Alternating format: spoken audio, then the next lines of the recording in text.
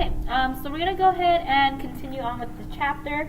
So we're working with two proportions at the same time. So now we want to do the hypothesis test, which is known as the two proportion Z test.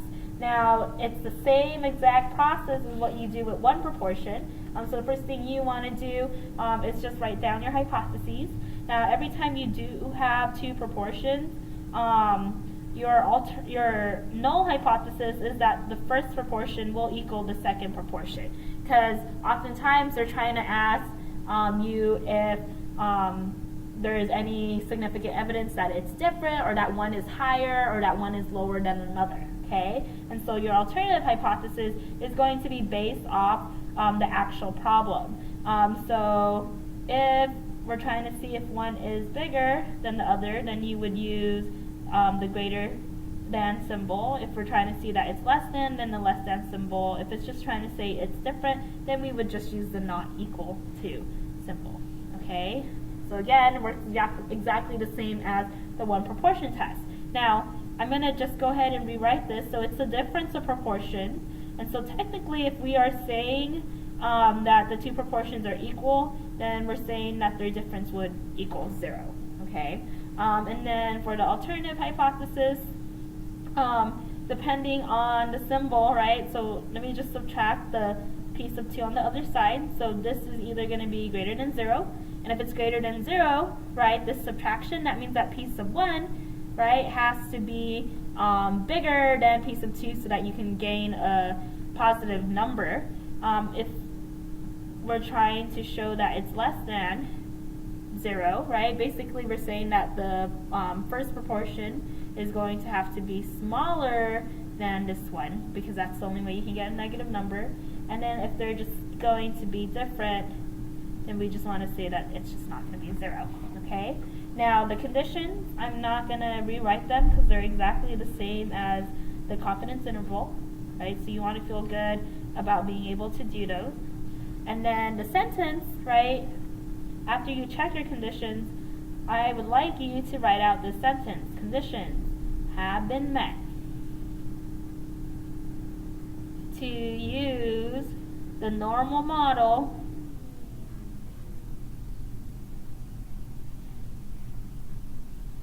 for a two proportion Z test.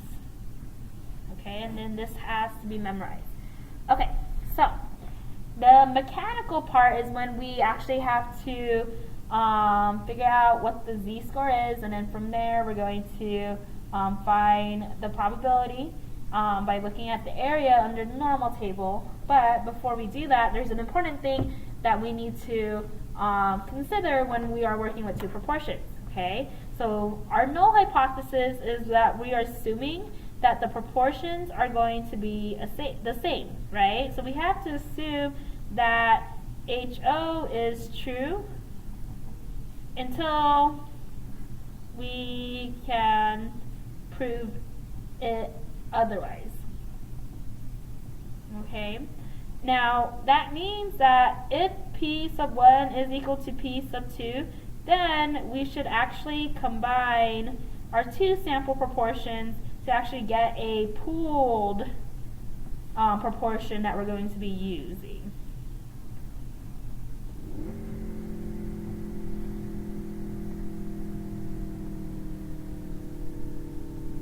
Okay, so again, this is called pooling.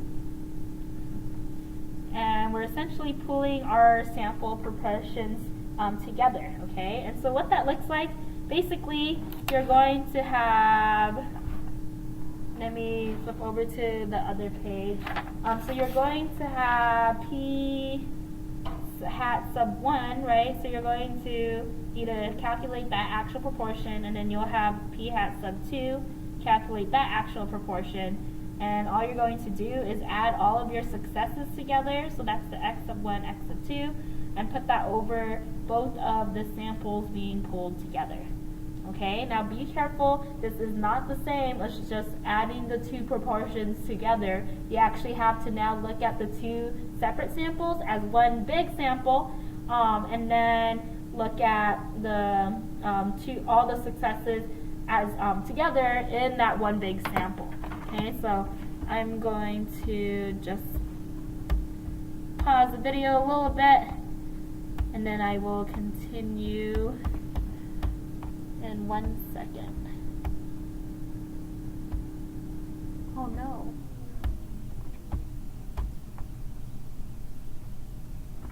Sorry, go ahead. It's not stopping. If the student was absent for the exam, what do we put, absent or leave it blank? I put F. Absent. So they get a minimum 50 for that. Yes.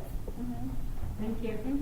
Okay, sorry, so now let's go ahead and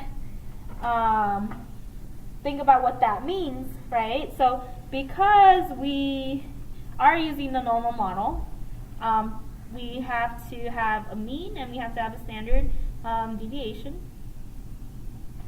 Okay, so I have the p hat and I have the first one minus the second one, right? So I'm trying to find the difference of proportions. Now, this pooled proportion is actually what we're going to be using to be able to figure out the standard error. Okay, so what that looks like, so I'm going to write standard error, and then this is p hat, so all of it together. So I'm going to just use that p hat that I had calculated right here, and then I'm going to put that over the first sample size, and then I'm going to use the exact same p hat, and then put that over the second sample size. Okay, so that's the thing that's going to matter. Now, we don't want to use the individual sample proportions, just like what we did in the confidence interval, because again, the assumption is that these are technically the same, and so we could put the two samples together to get an even bigger n, which is always a good thing, so that we're a little bit more accurate if that's what we are assuming. Okay, now let's test statistic, right? So we're looking for a z-score. So z is equal to, now it's a difference of proportion, right? So we're trying to compare this part, and so I'm going to go ahead and write that down. And what we are assuming is that they're equal, right? So technically, we're subtracting that from 0, and then we want to have our standard error pool as our denominator. Okay? Right, so again, the z-score formula is our statistic minus our parameter over the standard deviation of that statistic. Okay? Alright, and then of course we would be able to find our p-value, and that's the same as our one proportion, so we should at this point know how to do it. You want to think about when you have a two-tailed, right? So I'm going to write that down as a reminder. So if it's two-tailed, don't forget to multiply by 2, okay, because that does matter. And then from there, you write down your conclusion. That doesn't change, right? So you reject or you fail to reject the null hypothesis because your p-value is greater than or it's less than whatever your alpha level is, period. So that sentence does not change. And then from there, we have sufficient or insufficient evidence that the percentage of context, right? So whatever your alternative hypothesis is going to be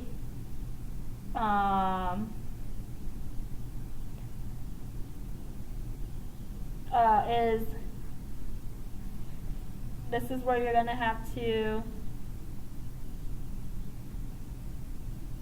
hold on, sorry. So we have sufficient, insufficient evidence that the percent of whatever it is, so this is where you're inserting your context, is going to be greater than, less than, or not equal to whatever the other context is. So first proportion and then second proportion, right? You're trying to talk about whether or not one of the proportion is less than, greater than, or not equal to. Okay, and then finally, let's go ahead and try an example. So this is the example that we saw at the very beginning. So do men and women wear seatbelts the same percentage of the time? All right. So in order to find out, we take a simple random sample of 200 male drivers and another simple random sample of 250 female drivers, and then they find that there are 146 men that wear their seatbelts regularly and 203 women that wear them regularly. Is there a significant difference between the two genders? Okay, so significant difference between the two genders. Alright, so let's go ahead and identify the pieces. So we have a p hat for male, so 146 over 200, which is 0.73, which means that our q hat for males would be 0.27. And then p hat for females is going to be 203 over 250, which is 0.812. And then just to have our q hat for females, 0.812 from 1, so 0.188. Okay, so we want to see if there's a significance difference, which means that we have to write out our hypotheses. So our null hypothesis is that these are equal to each other, that there is no significant difference. The alternative, so it's just asking, is there a difference? So our alternative hypothesis is that they will not be equal to each other. Okay?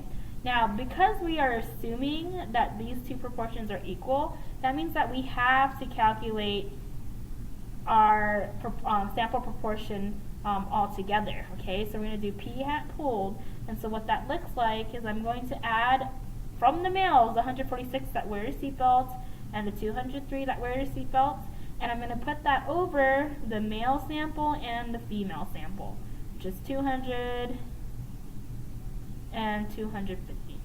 Okay, and so on the top we have 146 plus 203, which is 349 over, and then we have 450. And we get 0.776. Okay, so this is the p hat that I'm going to use, and so that means that q hat pooled is going to be 0.224. Okay, now let's go ahead and check our conditions.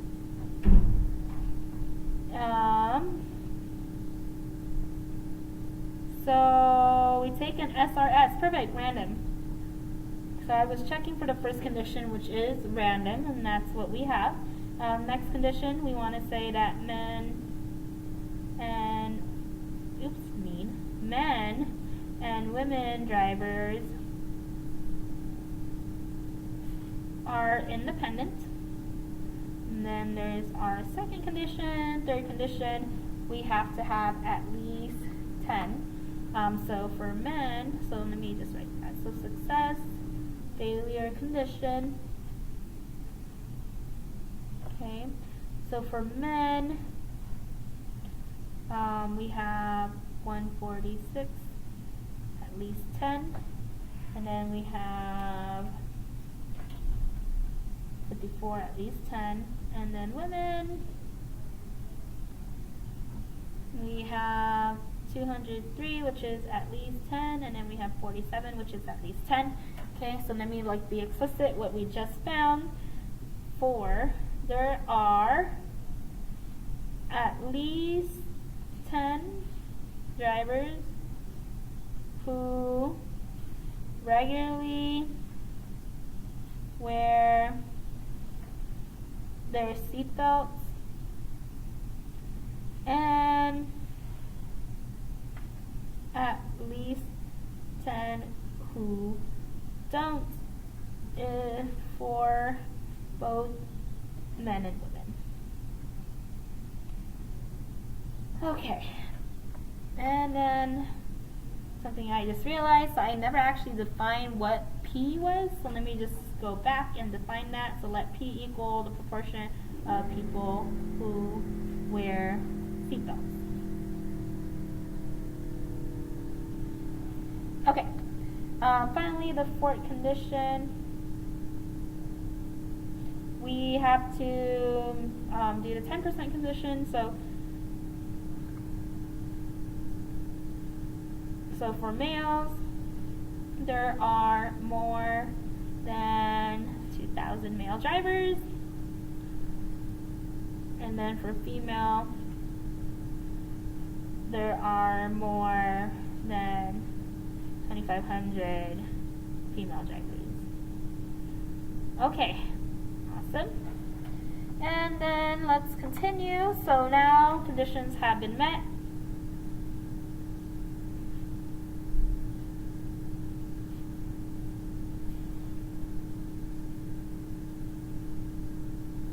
And we want to say to use the normal model for a 2-proportion z-test. Okay, awesome. So I have my hypotheses, I checked my conditions, now I have to calculate the z-score so that I can then find the p-value. Okay, so my z-score, so I'm going to take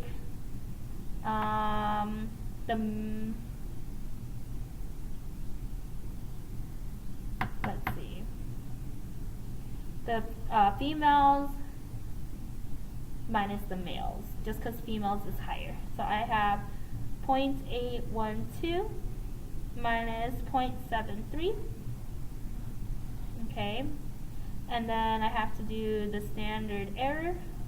Now here's the thing that's important, so this one's new, right? Because we're assuming that the 2 proportions are true, then I'm not going to use each individual one like in the confidence interval. I'm actually going to use p hat pooled, right? And so p hat pooled was 0.776 times 0.224. That's q hat pooled. And I'm going to put that over our females, which is 250.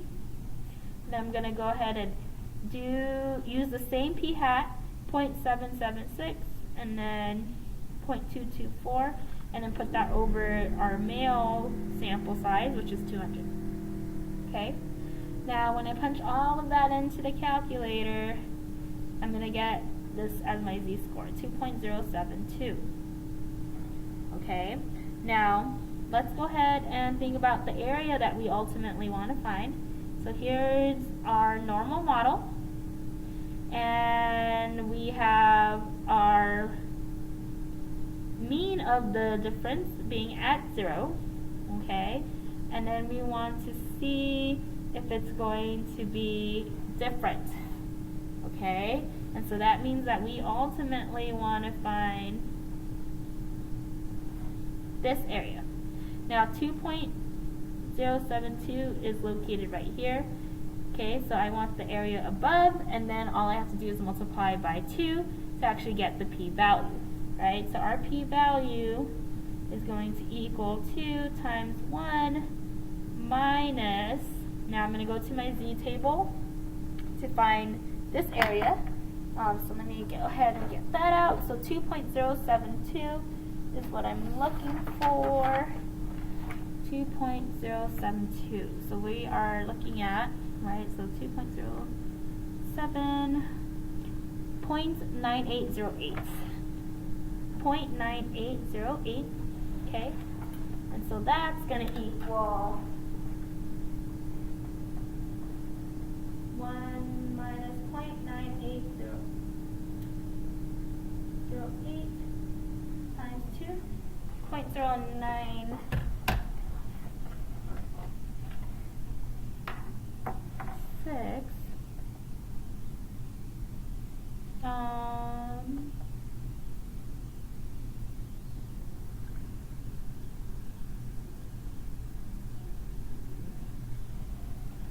1 minus, sorry, give me 1 second. I think I'm punching something in the calculator wrong.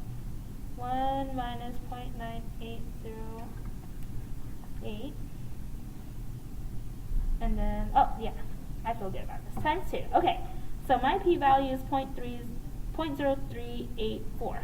Okay, now, no alpha level has been specified, and so I'm going to go ahead and choose my alpha to be 0.05, right, 5%.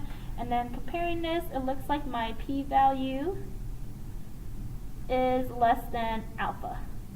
Alright? And then at that point, because my p-value is less than alpha, then I know that my conclusion is that we are going to reject HO because p-value of 0.0384 is less than our alpha level of 5%.